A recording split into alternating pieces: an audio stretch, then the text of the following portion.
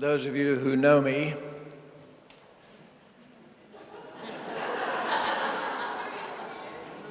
and those of you who don't, it's definitely the wrong gig. But stay anyway, because we're a welcoming, warm sort of people. Those of you who know me might, on this embarrassing but extremely gratifying occasion, expect from me three things: some personal observations on rural and remote health and/or the National Rural Health Alliance, some professional observations, and some specially composed doggerel of dubious taste but acceptable rhythm. So let me not disappoint. What a privilege it is for me, truly, to have all of you attend this function. And what a privilege to have it in this venue. The events in and around this building on the 11th of November 1975 were what politicized me in the first instance. And it was in a small room down this way that I sat for some time in the service of the next member for Werriwa. My thanks to Leanne Coleman for conceiving of the possibility that we might be here this evening and for arranging it all. And of course, is Michael here? Have I got my PowerPoint? I forgot my, you should never stand up unless you got your PowerPoint sorted out. Where's Michael? Do I not have my PowerPoint? Maybe not.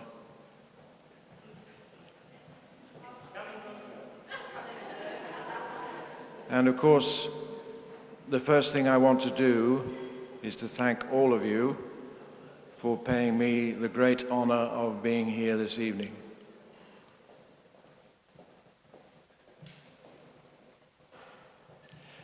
This afternoon we held a webinar on the past, present, and future status of the rural and remote health sector.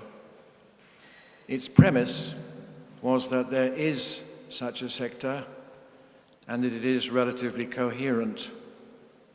What this means, among other things, is that the disparate groups living in and concerned with the health and well-being of rural and remote communities regularly demonstrate the capacity to come together, to speak with one voice, and to overcome the differences determined by place, circumstance, and profession. I see the work I have done with the NRHA as a contribution to a segment in time of the history of a sector which has almost natural coherence. Natural in the sense that it is caused partly by nature, by distance, by shared deprivation and challenges, by equivalent delights and advantages, and by observances which transcend locality. Perhaps, like me, you were struck by the sense of community, the sense of energy, and the determination displayed in Tamworth Town Hall on Monday night. I believe that the rural and remote health sector owes its coherence to some of the characteristics of rural and remote Australia as a whole. Are they?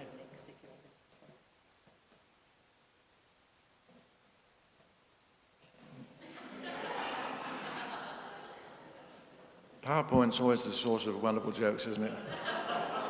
I'm going to back up. You'll get the gist. Whoever's going to press the button, are you ready? And of course, the first thing I want to do is to thank all of you for paying me the great honor of being here this evening.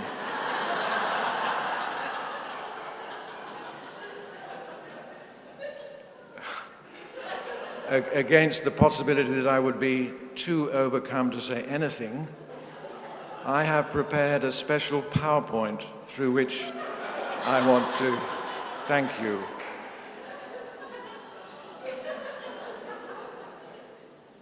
You all recognize it, I'm sure. It's a very big 2, 3, 4, 5, 6. Press the button.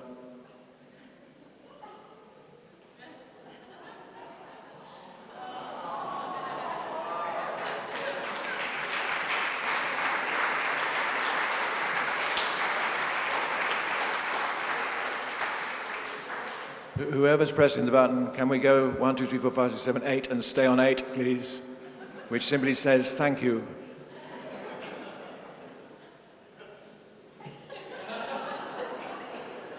That's it. Now, obviously, there's nothing like spontaneous entertainment. Whoever's pressing the buttons and wherever you are, at the very end of this talk, there are 8 beats during which you've got to go from where you are now to the 8th slide along. Just be warned. So, I'm suggesting that the rural health sector is coherent because it's part of the rural sector as a whole, which has its form of coherence. As Bruce Chater said at the time, the first National Rural Health Conference in Toowoomba in '91 saw not so much the birth as the renaissance of the rural and remote health sector. Rex Walpole's Country Towns, Country Doctors had gone before in 1978, and no doubt other such meetings before then which are beyond our recall. To recognise the importance of continuity and the contribution of so many who have gone before, hear the names, if you would please, of some of those who worked with Rex Walpole on Country Towns, Country Doctors, some of whom are no longer with us, but all of whom have been involved in one way or another with the National Rural Health Alliance. Brian Connor from Armidale, Peter Mudge, Tom Gavranick, Arthur Brownlee, Robert Cooter, Ken Doust, Peter Graham, Bruce Lloyd, Ken Mackey, David Scrimger, and Rob Stable, 1978. Neither Rex Walpole nor the steering committee for the '91 conference in Toowoomba created a caring rural health sector, but both did an important service. They galvanized its members at a particular point in time in the context of cultural, professional, and communications norms of the period, in the hope of achieving, mainly through governments, changes which would underpin more localized action to improve the well-being of country people. One of the significant changes in the context for these activities was the establishment on firm ground of an organization capable of maintaining a high level of activity between the bursts of energy displayed by particular leaders at particular times. This has been the role of the National Rural Health Alliance. To the extent that it has been successful, the Alliance's work has been based largely on collegiality, widespread support at all levels, common sense, and much hard work. Unlike Foy Vance's daughter, it is not sufficient for the NRHA just to be. It must engage, observe, listen, create, speak, and act. The role of people here this evening has been critical, but other groups at different times have done just as much, and other groups in future will do just as much as well.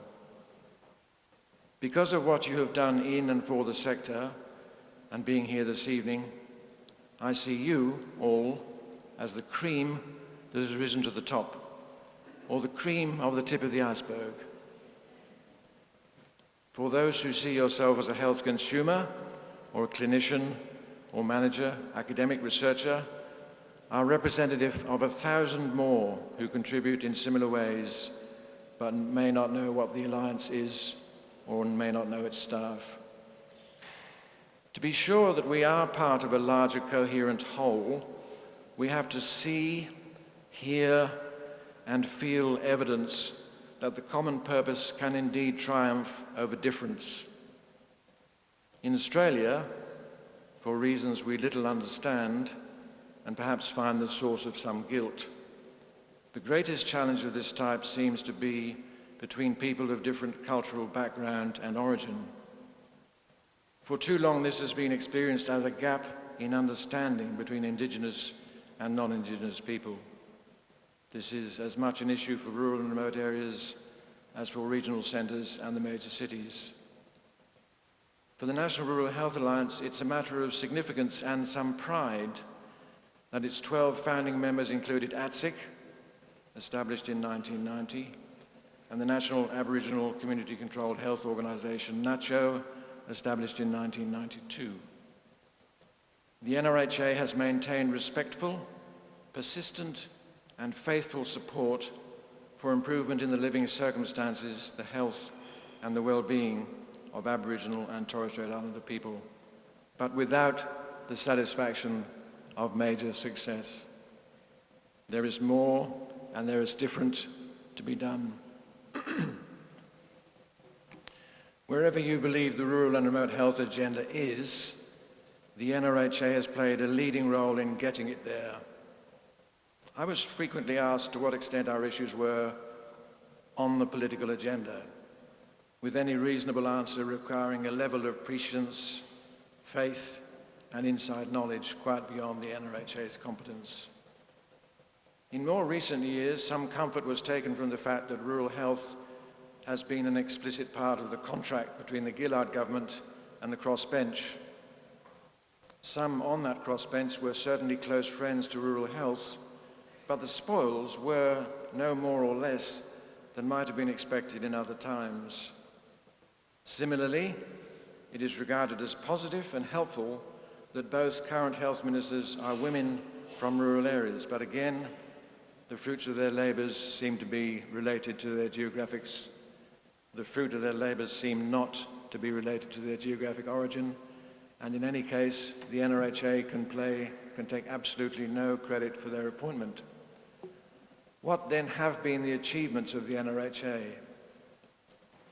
It has been and is an identifiable entity to which ministers, shadow ministers, departments, research agencies, students, and the media can go for information and views on all aspects of rural and remote health and well-being. It can take the credit for some specific programmatic initiatives being established and or maintained and or grown.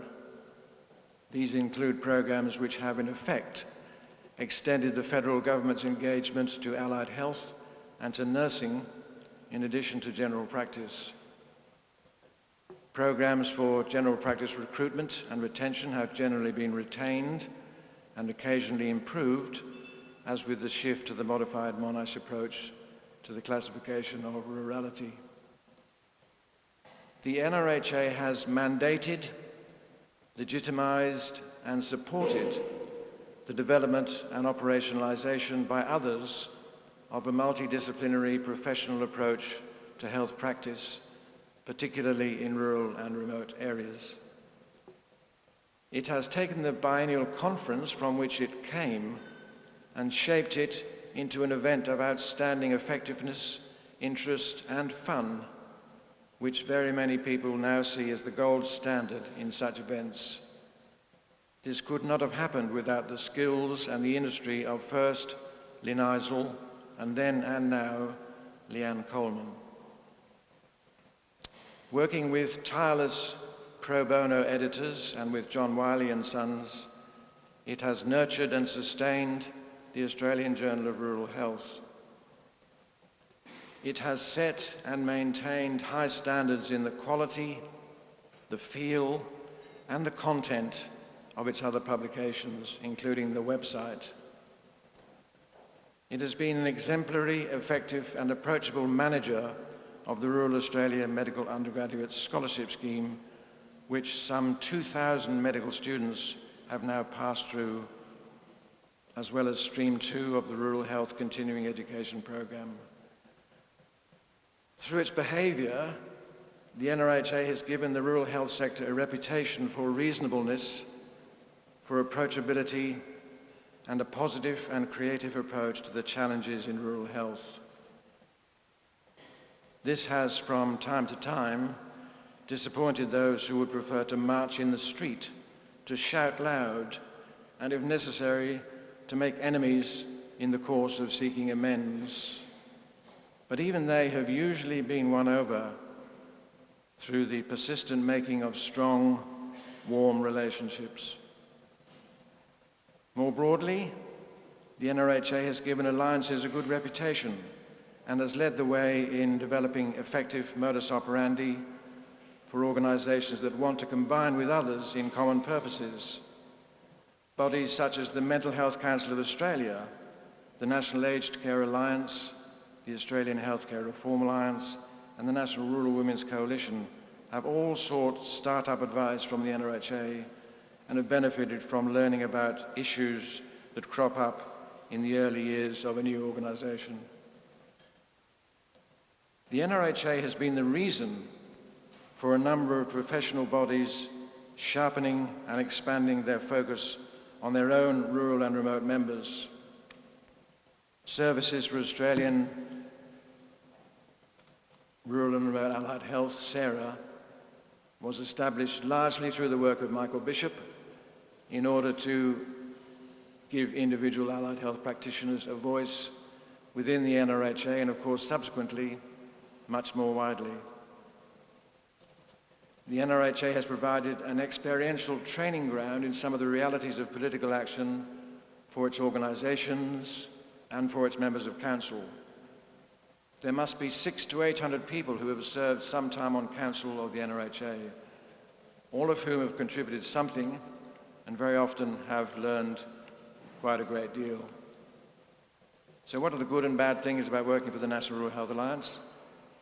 The good things about working for the NRHA include the unequivocal support of the sector and a broad consensus that the justness of the NRHA's purpose. The smorgasbord of activity, ranging from policy work through communications to networking and representation, writing and design, to desk research and meetings with council, colleagues and others. The very broad range of policy content, including all of the social determinants of health and well-being. The capacity to sing shanties in the lunch hour.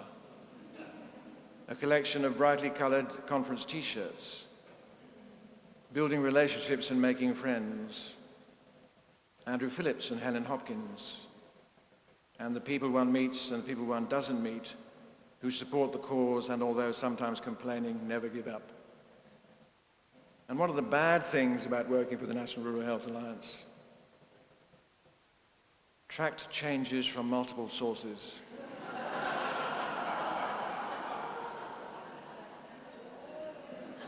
Not being able to have a personal opinion. Knowing that many of the same problems exist now as when Country Towns, Country Doctors was held. Professional boundaries and frustration over the use and misuse of the terms primary care and primary health care.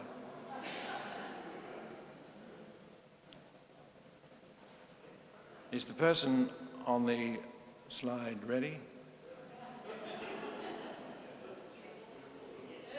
On this auspicious evening, you'll permit me one last time to say some things that might be prose, but sorry, it's in rhyme. So first, let me remember all the dozen who have chaired, and with the greatest thankfulness for each of them has cared.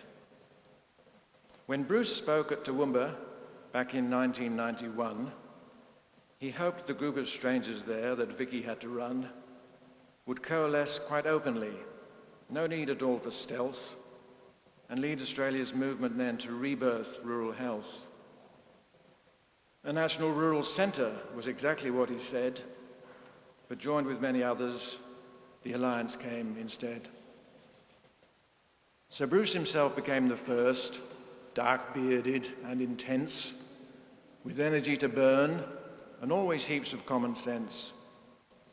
We sometimes got on radio, but seldom on the telly, and Bruce it was who coined the phrase, the fire in the belly. Sabina proudly took the reins as camp draft women can. She proved to us the equal, no, she bested any man. Was good to have a nurse out front, and nothing did she lack. Ironically, she sees herself as a nurse from way out back. Sue Wade came next, a rural nurse, one of the country girls. She looks a treat, so smart and neat, and with past Bailey pearls. Sue's longest suit was politics and trust in the director, and friendship of the closest kind. Pleased council did select her. John L. was next to take the chair, put governance to test, bent on improving protocols, procedures and the rest. It's difficult to think of John without his greatest fans. I mean, of course, Ms. Punjati and Mandy Puspakans. Steve Clark was next. Ambitious times for both the chair and staff. Steve led us on with manly charm, enjoyed a manly laugh. He'd plans for several businesses he'd like to see us fill, but still constrained, we found we had too little grist for mill. Our bow-tied Nigel was the next. His passion, children's needs, was always on the phone to help his colleague rural peds. He led with strength and vigour, was a chairman for the age, was calm and diplomatic through a brief but bumpy stage. The next along was Miss McAlpin, taught at CSU. A gentle, caring leader, conscientious was our Sue. The entity it flew along and she became its guide. Through politics, publicity, she kept us all on side. John Wakeman was next, a well-known veggie, rarely drinks. He'd do whatever he was asked, except wear any pink. He did 3 years and not just 2, a term for us to note. A spokesman with a polished front who understands remote. Then next in line was Jenny May. She grins a caring smile. She truly feels, engages close, has aptitude and style. On council for a doctor's group, the narrow view withdraws, and like the best before her, she pursued the greater cause. Leslie Barclay then was next, a midwife and a mother, who showed herself a carer first, above most any other.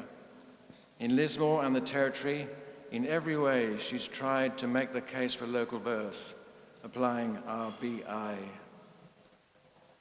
From Adelaide, Tim Kelly came, the next to lead our crew. He swallowed uncooked eggs quite whole, and juggled apples too. He doesn't much like shanties, and that's something we respect. And Tim commenced succession, so we know what to expect. Which brings us to the present, and to something not well known. Our current chair was at the birth. I speak of Ms. Malone. For Jerry was a delegate in 1991, so in the chair it's fair to say full circle she has come. So that's the list of chairpersons, as everybody knows. And now you've heard this offering, you wish it had been prose. And what of me, director first and then the CEO? What will I do now I'm retired? Why did I choose to go? I thought that I should leave before I clearly stayed too long and welcome some new singer with a fresh new kind of song. For no one's indispensable, whatever they might claim. There are things that I will not miss, but life won't be the same. It was a long time coming, and I was quite well prepared. Despite the work we had to do, the subject was well aired. We had a dream of patrons we could never quite attract. There are some things I will not miss, including changes tracked. My hockey friend Bob Kingston said, "You never will be missed. You might as well leave work right now. More time for getting relaxed. Your hands down in the water, take it out, and what is left? You see no hole, and nothing's changed. The bucket's not bereft." So thanks to all of you tonight. I really am impressed. With friends like you, my future life will surely be quite blessed. Good luck to future leaders right across the Commonwealth. We know you'll take the challenge up of universal health. I might have pressed this myself. Really? What do I do? Next, okay. Please take away one message.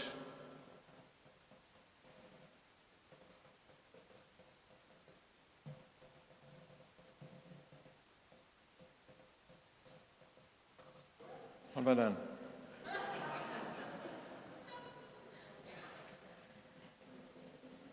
Leanne, help.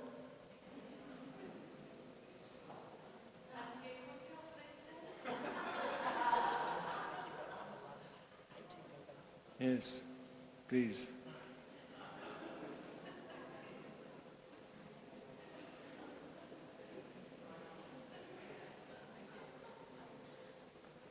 You're going to have to give us more information. So we're going, how are we going to address this? The one which says, thank you. I just want that one up and I'm going to advance it. You'll advance it from here? Yeah, but do I do that by pushing next? This is what I did before and you can stop that. And it didn't work? No. Okay, I think we need to advance it from here. Yeah, these guys need to do it. Hey, that's it. So can I do it? Try. Try once. Yep.